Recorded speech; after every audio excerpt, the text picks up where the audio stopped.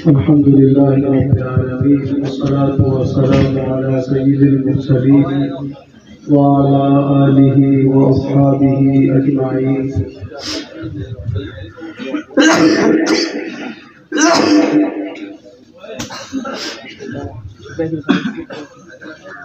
औज़ु बिल्लाहि मिनश शैतानिर रजीम। बिस्मिल्लाहिर रहमानिर रहीम।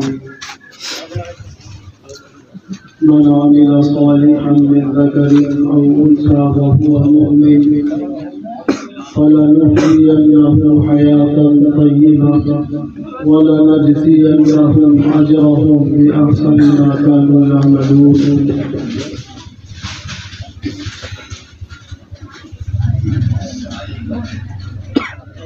सदक़ल्लाहुल अज़ीम। दोनों शरीफ पढ़ें।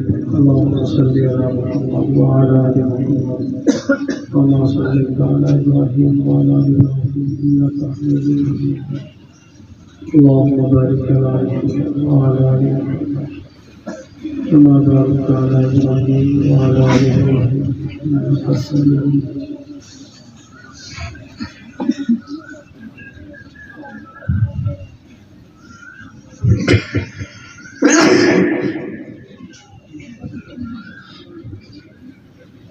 मोहतरम बुजुर्गों और दोस्तों,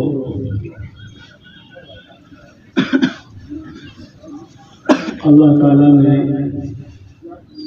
हमें और आपको इस दुनिया में मुख्तसर वक्त के लिए भेजा है।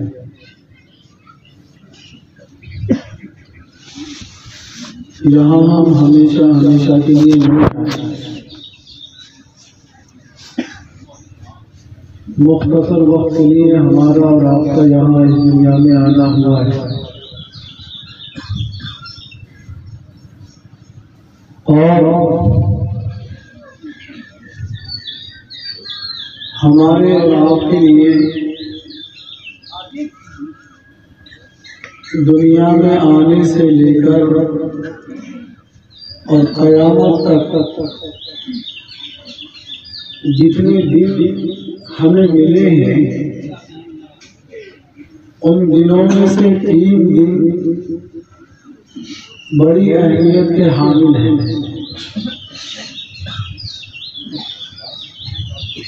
कि वो 3 दिन हमारे लिए या तो बहुत खैर और भलाई के दिन हैं, या वो 3 दिन हमारे लिए हलाकत और बर्बादी के दिन हैं।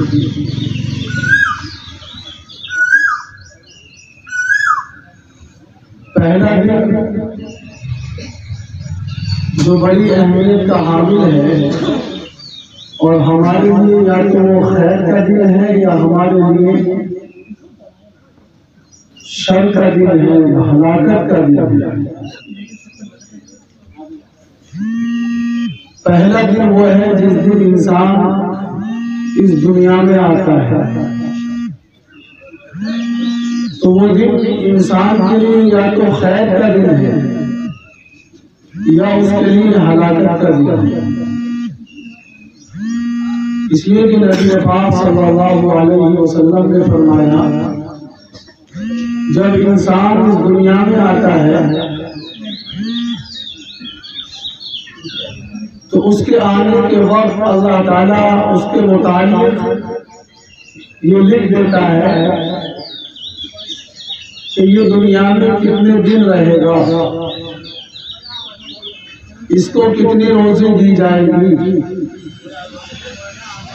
और वो दुनिया में नेक वक्त बन के रहेगा या बदबख्त बन के रहेगा। ये बातें दुनिया में आने के वक्त इंसान के बारे में लिख दी जाती है। अल्लाह की तरफ से फैसला कर दिया जाता है। अगर हमारे दुनिया में आने के वक्त हमारे बारे में ये लिख दिया गया कि ये दुनिया में नेक वक्त बन के रहेगा, खुश नसीब बनकर रहेगा, सआदतमंद बनकर रहेगा, तो वो दिन हमारे लिए खुशी का दिन है। फिर वो दिन हमारे लिए कामयाबी का दिन है, नफे का दिन है। और अगर खुदा ना करे हम में से किसी के बारे में ये लिख दिया गया कि ये दुनिया में बदबख्त बनकर रहेगा, बदनसीब बनकर रहेगा, तो ये उसके लिए हलाकत कर दी। इसलिए हमें ये दुआ करनी चाहिए, अल्लाह से ये मांगना चाहिए कि अल्लाह जिस दिन हम पैदा किए गए, जिस दिन हमें दुनिया में भेजा गया, वो दिन हमारे लिए सलामती का दिन हो। और ये बात मैं नहीं, ईसा अलैहिस्सलाम जो दुआ करते थे अल्लाह ताला से, और उनकी इस दुआ को अल्लाह ताला ने कुरान में नकल किया। ईसा अलैहिस्सलाम अल्लाह से यूं कहा करते थे, वस्सलामु अलैया यौमा उलिदतु व यौमा अमूतु व यौमा युबअसु हय्या। ए अल्लाह, मेरे लिए मेरी पैदाइश के दिन को सलामती का दिन बना दे। कौन दुआ कर रहा है इस बात की? एक अल्लाह का नबी, अल्लाह का पैगंबर इस बात की दुआ कर रहा, ए अल्लाह मेरी पैदाइश वाले दिन को मेरे लिए सलामती का दिन बना दे, आफियत का दिन बना दे। तो जब नबी इस बात की दुआ कर रहे हैं तो मुझे और आपको कितनी जरूरत है कि हमें फिक्रमंद होना चाहिए, हमें अपने लिए दुआ करनी चाहिए, कितनी जरूरत है। तो इंसान के लिए पहला दिन जो बड़ी अहमियत का हामिल है वो दिन है जिस दिन ये दुनिया में आया।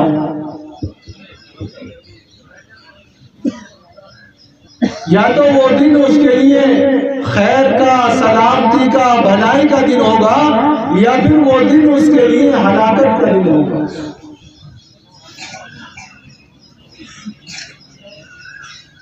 दूसरा दिन जो इंसान के लिए बड़ी अहमियत का हामिल है वो दिन है जिस दिन ये इंसान इस दुनिया से आखिरत की तरफ जाएगा, यानी रूए जमीन से ज़ेरे जमीन जाएगा, जमीन के ऊपर से जमीन के नीचे जाएगा।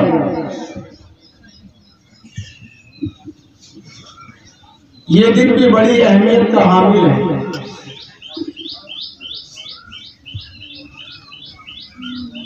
क्योंकि सबसे पहली मंजिल जो है वो कब्र है। और अल्लाह के नबी सल्लल्लाहु अलैहि वसल्लम ने फरमाया कि जो इस मंजिल से आसानी से पार हो गया उसके लिए सारी मंजिलें आसान हैं, सारी घाटियां आसान हैं। और जो इस मंजिल में फंस गया, इस घाटी में फंस गया, उसके लिए सारी मंजिलें मुश्किल हैं। और मेरे और आपके आका हज़रत मोहम्मद सल्लल्लाहु अलैहि वसल्लम ने दुआ फरमाई है, वक़िना अज़ाबल क़ब्र। अल्लाह के नबी दुआ कर रहे हैं, अल्लाह हमें कब्र के अज़ाब से हिफाजत फरमा। तो भैया नबी को कब्र के अज़ाब का कोई मसला नहीं है, नबी तो मासूम होते हैं। लेकिन नबी सल्लल्लाहु अलैहि वसल्लम ने अपनी उम्मत को ये तालीम दी है कि जब तुम अल्लाह से दुआ करो तो जहां और दुआएं मांगो, एक दुआ अल्लाह से ये भी मांगो, ए अल्लाह कब्र के अज़ाब से हमारी हिफाजत फरमा। वो अल्लाह के नबी ने ये दुआ मांग कर नबी को अपनी उम्मत को तालीम दी है कि इसको मत भूलना और इससे गाफिल मत होना कि जब अल्लाह से दुआ करो तो अज़ाब कब्र से हिफाजत की दुआ मांगो।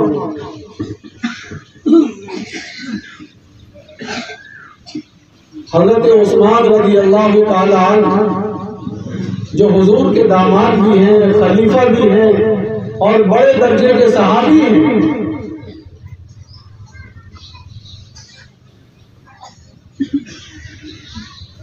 जब कब्रिस्तान से या किसी कब्र के पास से गुजरते तो इतना रोते कि आपकी दाढ़ी तर हो जाती। हमारा तो आंसू भी नहीं आता। हम कब्रिस्तान में किसी मस्जिद को दफन करने के लिए जाते हैं तो हमें इतना मौका ही नहीं मिलता कि हम वहां को एक आंसू बहा लें, अपनी मौत को याद कर लें, अपनी आखिरत को याद कर लें, बल्कि दुनियावी मशगलों से हमें वहां भी छुटकारा नहीं मिलता और वहां भी हम ईरान दुरान की बातों में लगे रहते हैं। और हजरत उस्मान रज़ी अल्लाह ताला अन्हु जो हुजूर के दामाद हैं, और दामाद भी कैसे पसंदीदा दामाद, हुजूर की दो बेटियां आपकी निकाह में रही हैं। एक से निकाह हुआ, इंतकाल हो गया, अल्लाह के नबी ने दूसरी बेटी दे दी। और फिर एक मौके पर यूं फरमाया कि अगर मेरे पास और बेटियां होती और इंतकाल होता रहता तो मैं उस्मान के निकाह में देता रहता। ये बात आदमी तब कहता है जब वो सामने वाला बहुत महबूब होता है, पसंदीदा होता है।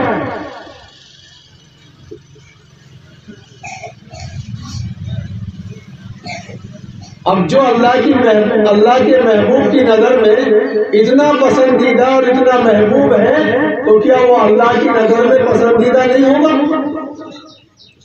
यकीनन वो अल्लाह की नजर में भी महबूब होगा। लेकिन वो शख्स भी कब्र के पास से गुजरने से, कब्रिस्तान से गुजरने से वो इतना रो रहा है कि उसकी दाढ़ी मुबारक तर हो रही है, तर हो रही है। तो किसी ने मालूम किया, ए खलीफा रसूल, ए सहाबी रसूल, जन्नत और जहन्नम का जिक्र आता है तो आप इतना नहीं रोते, और जब कब्र का जिक्र आता है या कब्र के बाद से आप गुजरते हैं तो आप इतना रोते हैं। तो हज़रत उस्मान रज़ी अल्लाह ताला अन्हु ने फरमाया कि हाँ, ये कब्र आखिरत की मंजिलों में से पहली मंजिल है, जो इससे आसानी से पार हो गया उसके लिए सारी मंजिलें आसान हैं, और जो यहाँ फंस गया उसके लिए सारी मंजिलें मुश्किल हैं।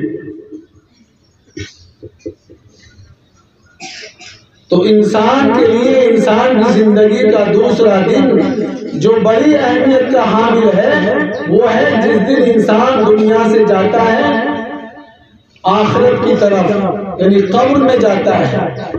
या तो ये दिन इसके लिए हमेशा हमेशा के लिए आसानी का है, और या फिर ये दिन इसके लिए मुश्किलात और परेशानी का है।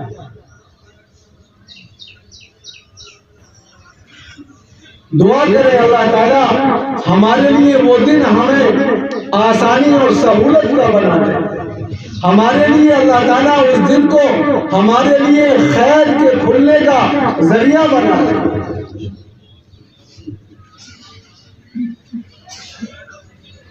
और तीसरा दिन जो बड़ी अहमियत का हामिल है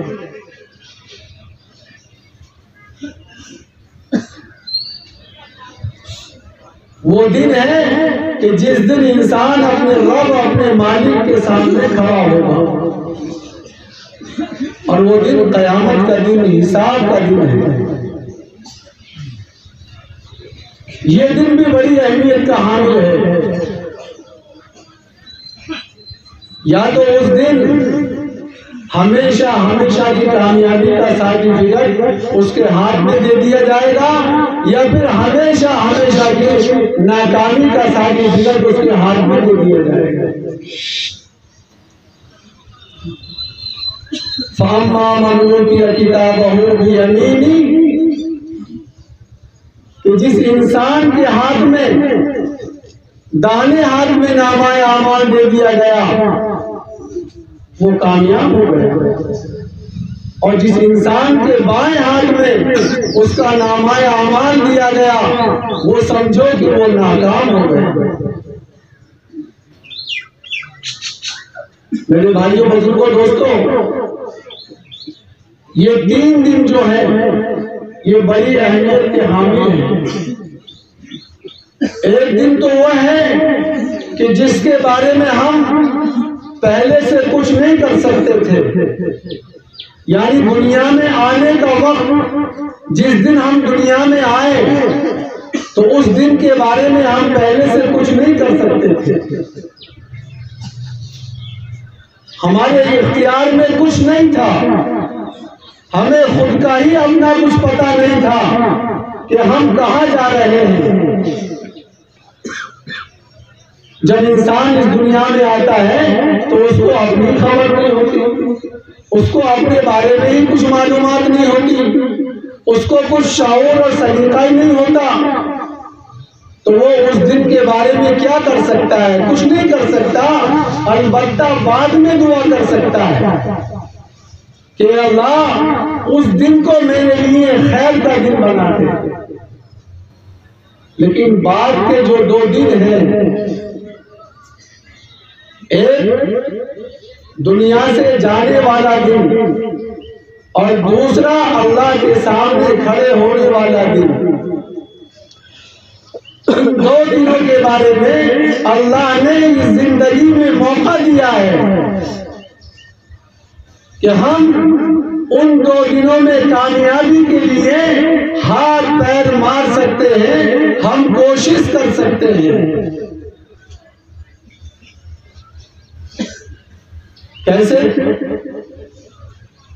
कि कब्र में जो काम आने वाले हैं हम उन कामों को करें, और जो काम कब्र में नुकसान देने वाले हैं हम उन कामों से अपने आप को बचाएं।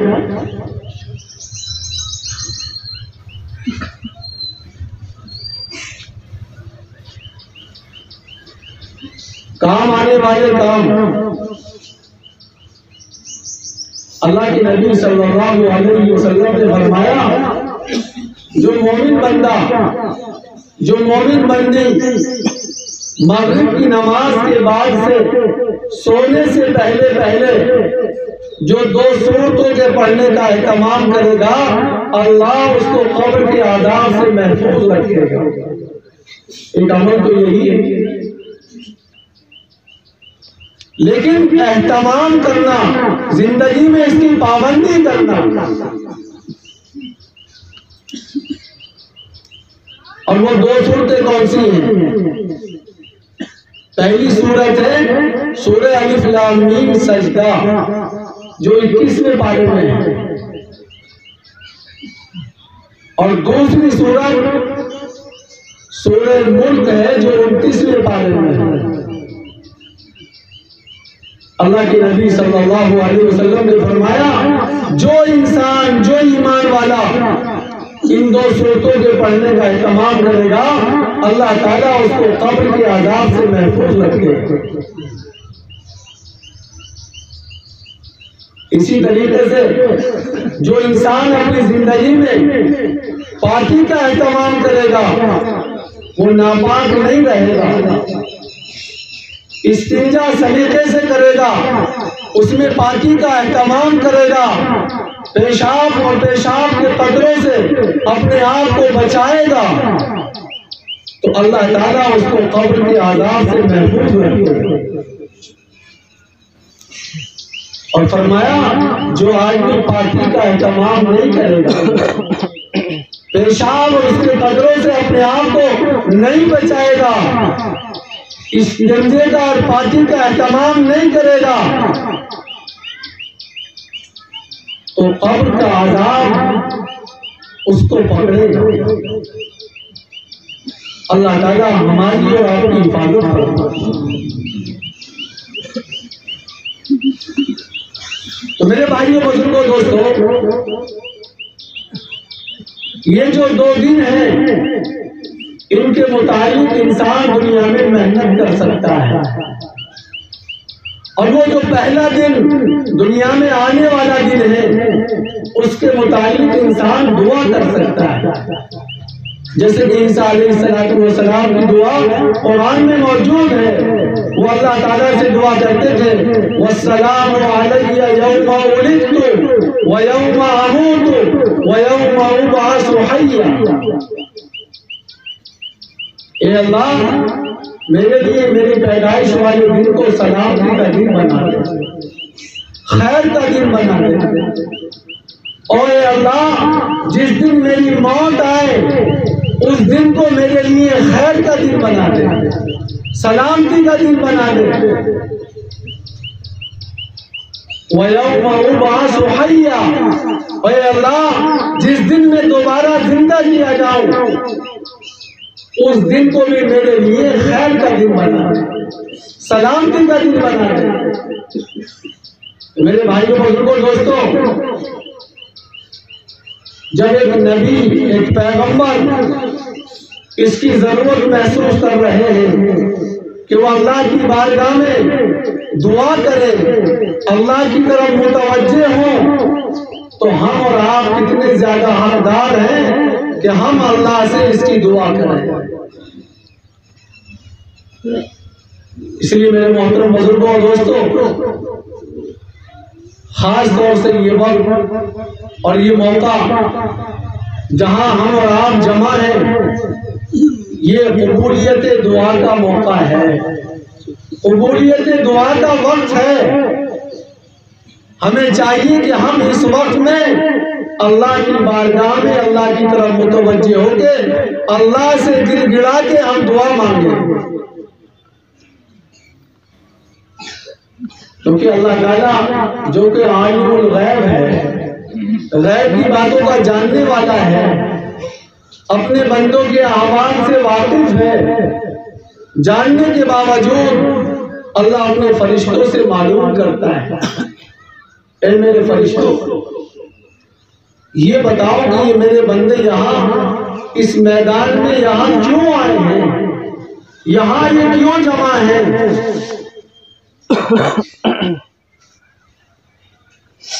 तो फरिश्ते कहते हैं कि मौला, ये तेरे बंदे इसलिए हाजिर हुए हैं, कुछ उम्मीद लेकर आए हैं, ये जन्नत की आग से भीख मांगने आए हैं और जहन्नम से ये पनाह चाहने आए हैं। तो अल्लाह ताला इसके जवाब में एक बार तो ये इरशाद फरमाता है, ए मेरे फरिश्तों, ये बताओ उस मजदूर की क्या मजदूरी है, उस मजदूर का क्या बदला है जो अपनी मजदूरी पूरी कर चुके, अपना काम पूरा अदा कर चुका, उसका क्या बदला है। तो फरिश्ते कहते हैं कि या अल्लाह, उस मजदूर की मजदूरी ये है कि उसका पूरा बदला दे दिया जाए, उसकी पूरी मजदूरी दे दी जाए।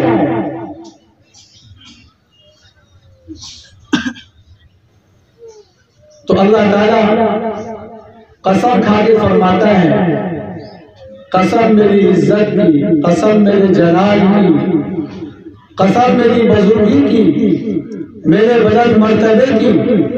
अल्लाह कसम खाकर फरमाता है, ए मेरे बंदो, जब तक तुम मेरा ख्याल रखोगे मैं तुम्हारे साथ सत्तारी का मामला करता रहूंगा। और जाओ, आज मैंने तुम्हें माफ कर दिया, तुम बख्शाए अपने घरों को वापस चले जाओ। और नबी पाक सल्लल्लाहु अलैहि वसल्लम ने फरमाया, अल्लाह ताला उन बंदों को गुनाहों से ऐसा पाक कर देता है जैसा कि ये आज ही अपनी माँ के पेट से आए।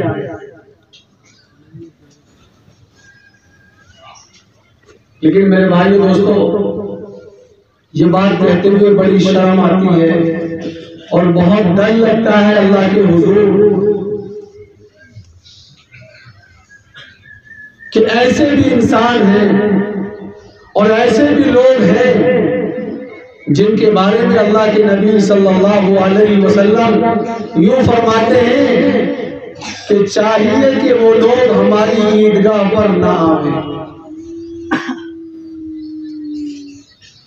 अब जिसके बारे में अल्लाह के नबी सल्लल्लाहु अलैहि वसल्लम ये बात इरशाद फरमाए,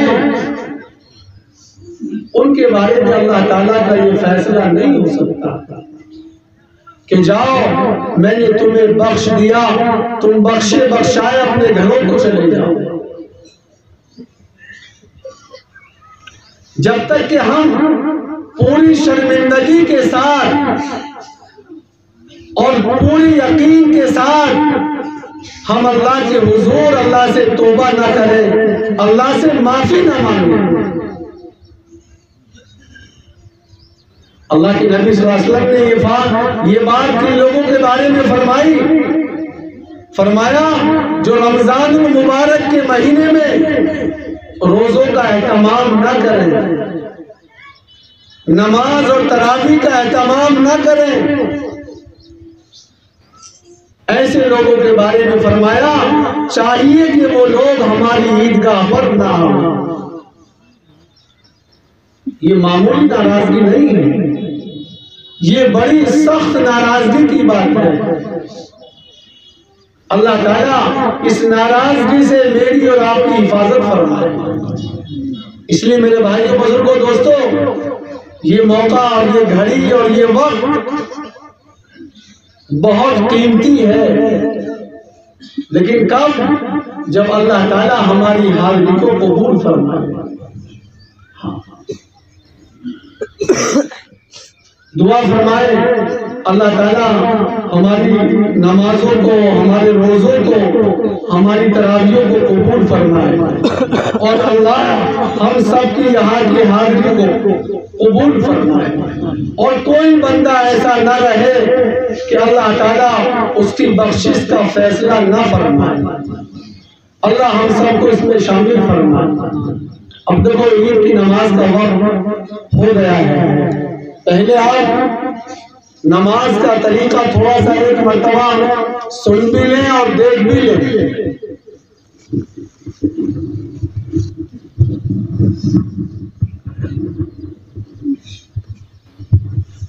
सबसे पहले नियत दिल के इरादे का नाम है।